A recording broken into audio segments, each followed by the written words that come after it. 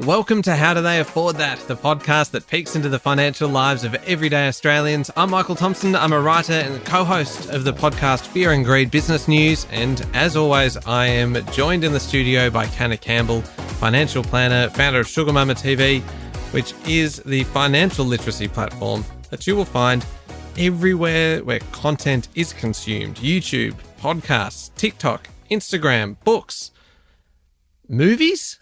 I feel like you need a Sugar Mama TV movie. I like that. I've had a few people talk to me about doing like a reality TV show, right? Like go and do like financial makeovers for like into Australian households. That would be great. That would be really fun. And look, it goes to the heart of this podcast, which is voyeurism. Like, how do they afford that? Is that question that you ask about your neighbours when you see them pull up in a new car, or when you see kind of photos of a friend kind of tagging themselves in business class heading overseas, and you go, how do they afford that? That shameless post. Yeah, indeed. And I think that TV show actually has potential, because it would be kind of getting into how people are actually affording things. Maybe they're not. Actually, it's funny you say that. This weekend, we went to a 40th birthday lunch in a restaurant in a very nice hotel in Sydney CBD. And this hotel is very expensive, and it was jam-packed. And Tom and I were walking through going, how are all these people affording it? Like, it's a good, like, $1,500 a night hotel. Well, look, it feels odd to go from there to me nominating a savings hack for this week. And because we're talking two very different ends of the scale here, the spectrum. But I do have a bit of a savings hack for you, and it is about pajamas and it is about underwear. I'm normally the weird one with a unique, quirky, like very distinctive saving hack, so I'm impressed. I don't feel alone anymore with my ideas. Nor should you, because look, I think I've talked about pajamas before, and I'll kind of mention that hack as well. But you know, Bonds, the undies and a lot of kids' clothes, baby great clothes, basics, singlets, socks. Yeah. They have a fantastic, and they are not a supporter of the podcast. We certainly would welcome them as one. But the Bonds and Me rewards program, you sign up for that and you get kind of, it's like between 10 and 30% off every order after that point. That is a lot. And that's like indefinite? Oh, I think so. Wow. Well, for the foreseeable future. I mean, again, this probably is my own fault for not reading the fine print. It may run out after a certain period, but they do say quite clearly every single order. Wow, that is a great incentive to be very loyal to Bonds. Well, we have friends that have used that now for 5 years and have had 30% off every single order for the last 5 years. So, well, pajamas can be expensive. And I know that because only last week, Rocco, my 10-year-old son, needed some pajamas to the point where his pajamas were so small that they were like a little crop top on him. Oh, that's cute. He actually quite liked the crop top look, which was really sweet. But we said, yeah, it is definitely time. And I went into a mainstream shop, an Australian brand, and they were $89 for boys' pajamas. So him and I both hightailed it out of there. Well, can I give you my second tip, my part 2 of my pajama and underwear tip, which is don't wear any. No, I'm just kidding. It is. I was about to say, I don't wear pajamas. I save money. I don't wear pajamas. But no, there you go with your assumption. I sleep in a dressing gown. Do you? Yeah. Do you? It's like my dressing gown. If anyone who follows me at Canna Campbell Official, I love to do an obligatory photograph of me in my dressing gown at very unacceptable times of the day, just to show my respect and appreciation and love towards my dressing gown, which is like my blankie. I just can't understand how you sleep in a dressing gown. Oh, it's so good. But, I don't think I'm alone. Ladies, if you hear me out there and you like to sleep in your dressing gown, send me a DM for support. I am very comfortable in saying that I reckon you are alone on this. I don't reckon anyone would sleep in their dressing gown. I put a dressing gown on the moment I get out of bed. I'm a big fan of my dressing gown, but I would not wear it in bed because the rope around your middle, it creates a knob. Oh my God. Okay, we have officially We have lost the plot. Let us out of this studio. Let's get on topic. We are talking today about students. Now, Canna, do you remember what it was like when you were a student? Do you remember? Oh, yes. I was having this conversation with someone the other day and we're like, I lived off the scent of an oily rag and I still got by and I was still okay. I feel like with the cost of living, it seems harder today. But I was working 2-3 jobs at one point at studying full time. But you were saving money on not having to buy pajamas. Well, so that was one thing. But I mean, you would somehow find this ability to make like $50 last a week and a half. Yeah. Just like, okay, I don't know. And now you look back on it and you go, how on earth did you do that? Did we do that? Yeah. And it is not easy. It is these days in particular, it is tough because everything has become so much more expensive. And we've talked previously about the cost of living crisis and about how there's only so much you can save on your power bill and there's only so much you can save on your groceries when the actual cost of what is going into that trolley is skyrocketing. But we put the call out a few weeks ago for you to tell us what topics that you wanted us to cover. We had a number of listeners get in touch about students, about budgeting, about saving, about spending, and about investing while you are a student and potentially on a fairly conservative student budget, shall we say. Canna, this isn't just about kind of uni students, really, is it? It's about TAFE. It's about anyone who's studying and as a result is probably not earning the same money that they would be if they were working full time. Yes. So I think everyone needs to look at the fact if you are investing in your education, you're actually investing in your financial future because you're increasing your skills and your service and value, to the workplace, which is going to hopefully lead to more money, more opportunities, more experience and so forth. So it can of course feel incredibly frustrating with you look at your student debts piling up and, the expenses that you have to attend university and then look at, how much limited time you have then to actually earn money. I know this is opening up a whole can of worms and really we're getting onto a topic that you are very, very passionate about here, but let's talk about kind of tuition fees and the HECS help system in Australia. How does that work? And I know this is a very, very loaded question. How should people view it? Should it be viewed as an interest-free loan? You're just like a red rat to a bull here. I'm deliberately baiting you now. Yeah, I know. And I can feel like my hoofs against the ground about to charge. So, all right, deep breath, Canna. It's going to be okay. All right, the student HECS help system is essentially a loan to pay for your educational expenses. And whilst it may be called an interest-free loan, it is far from interest-free because it is indexed to the CPI. And the current indexation rate, I believe, is around 7.1% per annum. So it's not really interest-free. And when you start earning a certain amount of money, you have to start paying this debt back. And it will continue to be deducted from your pay until it is completely paid back in full. And yes, it does count towards your ability to borrow money further down the track. Okay, so it is certainly not then to be viewed as an interest-free loan, but also it's typically not something that you would be worried about paying off while you are still a student because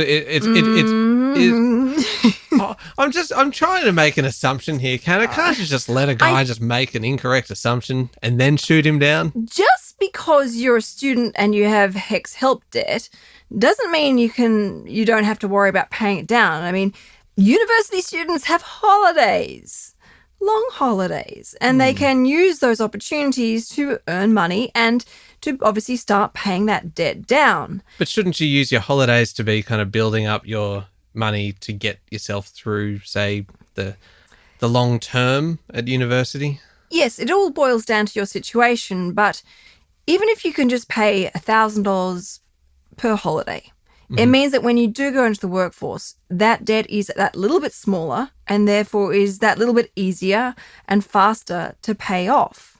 And if you do need to obviously remember that you can't redraw that money off. So if I put $5,000 on my HECS help debt and then decide, I need that money back, it's too bad. But at least that debt's coming down. So you do need to take a very mindful approach as to what you can afford to put down towards that debt. But you are most certainly not going to regret getting on top of those HECS debts before those 7.1% index rates start to apply.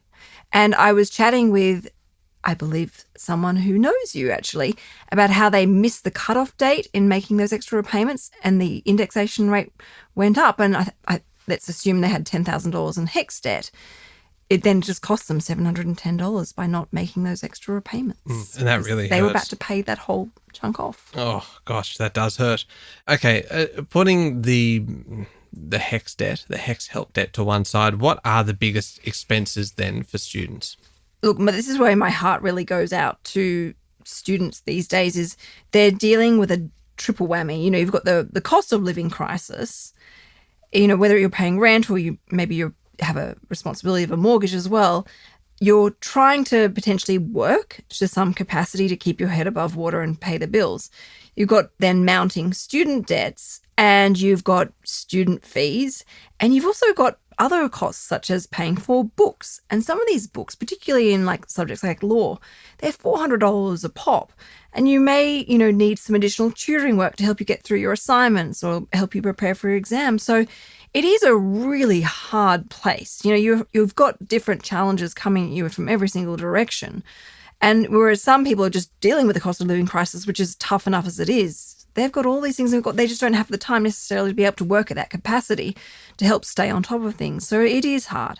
Okay, let's go through setting up a budget student edition, I suppose. Is it the same? Yes. Okay. It is. Oh, okay, that was easy. It is the same as setting up a budget for anybody else. Okay, so I'm assuming then the same rules apply and you shouldn't kind of take a defeatist attitude about it. Exactly. Those windows of opportunities where you have a long holiday, you know, particularly at the end of the year, where you don't have assignments, you don't have projects due, you don't have any exams, you have a complete and utter break. That 2-month window for some courses is actually 3 months, can actually give you a great opportunity to do some seasonal work and pick up some extra cash. And as you said, set yourself up for the rest of the year or set yourself up to get through the next term and to start managing your money. So definitely do not think of it as, you know, I'm a struggling poor student and let yourself, you know, define yourself with that. It doesn't have to necessarily be like this. And particularly if you're going to be really smart, you can actually use those holiday periods to actually increase your level of experience and training so that when you do go into the workforce after you've graduated, you're entering the workforce with a pretty impressive resume where you can say, well, I actually did some interning work here, or I actually worked in the summer break with this company and that company, and, you know, I got to consult on this particular project, and that may mean you actually walk into a higher paid job. So get creative and think big picture, think about your vision, your goals, and where you see your career path leading you to. Okay, so that's a big picture kind of approach. Let's bring it right back down to feeding yourself every day. Have you got any tips for student groceries? Because obviously that is a pretty big cost. Food insecurity is a very serious matter, and I was reading the other day that up to 30% of students are actually hungry at university and other tertiary education places because they can't actually afford food. And there aren't those subsidized canteens that they used to be available, which when I went to university, you could get this like incredible like plate of food for just literally a couple of dollars. They're not available anymore. So it is actually a very, very serious matter. But, you know, packing your own snacks, packing your own lunch, as Tom likes to say, cook once, eat twice, or sometimes thrice. Hang on. I have raised that before. And you... Cook once? Yes, and you were quite critical of me. I'm talking about like cook dinner and save some for lunch the next day. You're doing dinner back to back. And I just made the comment, I will not be coming for dinner on the second night serving because I don't want reheated chicken and rice and soggy vegetables. It wouldn't be reheated. Microwave, probably. It would. Don't turn your nose up at my microwave, thank you. On with your student budget, please. Okay, all right. You know what? Simplicity. Have a couple of really delicious meals up your sleeve that you can quickly make that are yummy and very budget friendly. It's funny, at the moment, Tom is working between Australia and Hong Kong. So he's away a lot. And when he's not home, I have the most frugal meals. I'm quite happy to have poached eggs on toast or even just baked eggs. They're really frugal for dinner. So, very nutritious, protein, filling. I'm not questioning the consumption of poached eggs for dinner. that is a very delicious dinner. I just don't know how you can then criticize me for having the same dinner 2 nights in a row, which is substantially more gourmet than poached eggs, but it just happened to have been made one night. It just doesn't feel as fresh and inspiring. Like I'll reheat something for lunch, but it's a bit. Okay. You know, I don't think I'm not going to win this one. Okay. Like, it just feels like you just keep on kind of shifting the goalposts here for me to win. So please just go on. All right. So a couple of really simple meals where you can actually create something possibly meat-free, very simple, that you know is going to satisfy, and it's going to be budget friendly. And a friend of mine was saying when she was a struggling student, she would literally just eat avocado on toast with a bit of salt and pepper, and it was absolutely delicious. Thank you. Yes. Thank you. So, and obviously the cooking in bulk, freezing into small portions so you can, just grab something out of the freezer, defrost in your bag as you go. And food planning is a big one. And that's not just university students. Everyone should be doing this. Really does save. And then being aware of where you can get student discounts. Whilst those, subsidized cafeterias aren't available anymore or not as frequent, there are places that actually offer discounts for students if you showed student cards. Oh, that is a really good tip, isn't it? Being aware of what benefits there are for your student card, because there's going to be 5% off here and 10% off there, and all of a sudden those things add up. Absolutely. And they make a difference, and that might be your one special, treat for the week to, there's a bit of sanity money. Okay, we're going to come back in a moment because I want to ask you about Centrelink payments and the assistance that is out there, but I also really want to get into investing while you are a student, because it feels like a pretty good time to kind of get a head start on investing and set up some good money habits for the future.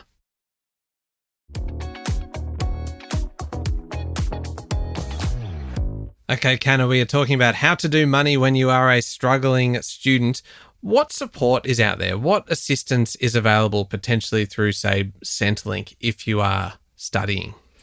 Look, there is a variety of different options out there. So there's subsidiaries, there are various help programs, there's student income support, and there are these things called vet loans, which are approved vocational educational training. So there are solutions out there. And then, of course, you've got, scholarships, and you've got government grants. There's all sorts of different things. And you sometimes can be in a situation where your employer may also, if you're working in that particular field and they see long-term potential in you, where they can also maybe contribute towards some of your educational costs. And all of this, there's a question about tax, I suppose. And we've talked about kind of using the long kind of student holidays in order to work a bit extra and save up a bit of money. But there would be some kind of tax things. Surely there's a better technical term. Deductions, maybe? Tax things. Concessions? Well, I was actually thinking the other way, that you actually probably need to be mindful of as well, that if all of a sudden that you are not working perhaps throughout the term, or you're working just a couple of hours here and there, then all of a sudden you have 3 months off and you go and do 40 hours a week, that all of a sudden that you are probably increasing your taxable income by a fair amount more, and that is possibly something that you should be mindful of. Oh, and it's a really, really good point, actually, because then you are essentially being taxed at a much higher tax rate and you don't get as much money back in your pocket, which is a great incentive to make sure you do your taxes on time, or speak to your accountant to see if they can do something to adjust your tax rate so it's kind of prorated throughout the financial year. And then I suppose the tax deductions as well, that if you are maybe able to claim some education costs, again, good time to get some advice. Absolutely. And speak to an accountant rather than a financial planner, because this is not their lane. But if you are working in a particular field and you decide to go and invest in some education, depending on the field that you're working in and the course that you're enrolled in and how you pay for that course, you may be able to claim some of that cost off your tax, assuming that you are paying for it yourself and your employer is not reimbursing you. Okay, let's get into the part that I suspect that you are itching to talk about here, and that is whether or not it is possible to invest when you are a student. Of course it is. Absolutely. I'm just full of loaded kind of leading questions today. I just put it up there and just wait for you just to swat it out of the sky. This is why you can't fall for this like I'm a struggling poor student, woe is me attitude. Kick that to the curb. Like, you have got lots of opportunities around you. You've got your whole future. So the earlier you can get on top of your finances, the better. And this is where even though I have like turned my nose up at some of the micro investing apps, for people who've outgrown them, this is where it could be a great tool for someone to start learning about investing and find their feet before they move on to building their own, proper big portfolio. So just because you're a student doesn't mean that you cannot invest. And that's the time that you should be looking ahead and going, okay, this is actually where I want to end up. Because you're already thinking long-term, aren't you, as a student? You're already thinking about, I'm studying now for a career. So why wouldn't you take the same approach to your money and going, okay, I'm starting out now. This is where I want to end up with my money. Exactly. And do it now whilst you may have a bit of time. Because once you're in the workforce, there ain't any holidays. Well, you do get holidays, but you only get 4 holidays a year. So you're suddenly going to be so much more time poor. So while you're at university, when you have those weekends or those study-free days or you're in between lectures, use that time to build up your own financial literacy and understand how to set your super up correctly, how to make sure you've got the right type of personal insurance policies in place, or how to invest in a share portfolio and grow passive income, or how to build a property portfolio. Use that time so that when you are in the workforce and you're time poor, you actually already know all this stuff and can actually apply it, rather than going, damn, I'm now in the workforce, I need to do all these things, but I don't have time to do it. So do it the other way around. Yeah, so you're not starting from scratch. Okay, that's a really good point.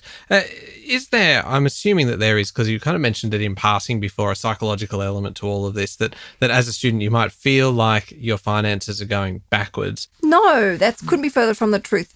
It is what it is potentially right now, but there are lots of strategies and solutions, as we've just pointed out, to help improve your situation. And you've got to think about the big picture. This is not forever. You are investing in yourself today to help create a better, more financially secure future for yourself. So, be kind to yourself, be compassionate, and refuse to accept that struggling student syndrome, because it's a load of crap. And the amount of people I had this conversation with where they say, I was so poor, I was so broke as a student, but I made it work. And even when I think about when I first got into my first job, my first full-time job, I was on, $30,000 a year, and I made it work. And I still did additional studying on top of that as well. Yeah. Because you just have to. And I really believe the less money you have, the more careful you are with it. Yeah, that makes sense. It absolutely does. And I was just thinking back to my first full-time job out of uni, and it was $27,000. And even then I was like, what am I going to do with all of this money? And now you're like, how on earth did I survive on that? But I suppose at the time you're just like, okay, I will kind of make this work. So really it does come down to just the way that the mindset, a positive money mindset, Canna.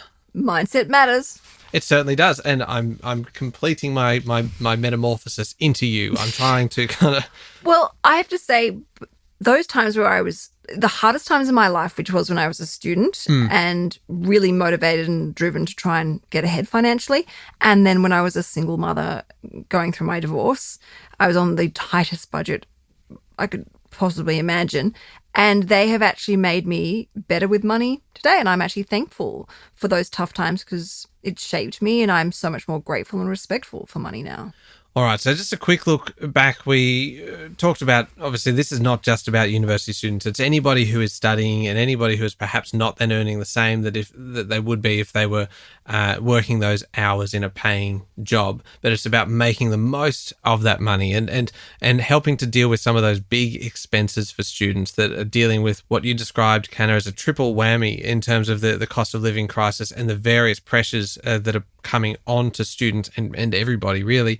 And it's about setting up your budget the same way as everybody else does and paying attention to your cash flow and applying the same rules that we have discussed in previous episodes, and not accepting defeat because you are a student, having your emergency savings, managing your debts, investing for your future self, and that including financial literacy as part of that education, looking at things as basic as your groceries and the principle that leads to a great deal of debate here in the studio over cook once, eat twice, or possibly cook once, eat thrice. And then also looking at what assistance and support is available, whether it's through Centrelink and various help loans and student income support and vet loans, etc. Being mindful of the tax implications of having periods in the year when you are working a lot more than you might be working during the term time, but also considering some of those tax concessions or the potential claims that you might be able to make against kind of the education costs. But get some advice and speak to an accountant about that. And then do not think that because you are a student, you cannot get involved in investing. It is never too early to start thinking about your financial future, and use that time while you are a student to educate yourself and to learn some of the principles of investing, because you are probably going to have more time when you're a student than when you are working full time. And so doing the groundwork while you have a bit of time on your hands could be very, very valuable long term. And I love that point that you finished on, Canna, really, is that the less money you have, the more you tend to take care of it. I think that's a really, really powerful point. Why, thank you. All right, how do we find you? Fastest place to get in contact with me is Instagram at SugarMamaTV. And of course, for a free budget template, which is now available on my website, you can subscribe to my newsletter, which goes out every Friday afternoon, The Sugarhead.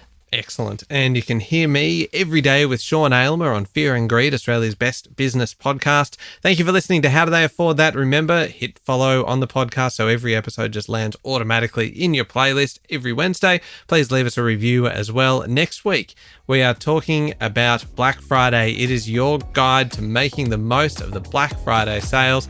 Hannah, you already look excited about this one. It is going to be a very fun conversation. Don't miss it. I'm hungry. I'm talking all that talk of eggs and baked eggs and avocado on toast. I'm a bit peckish.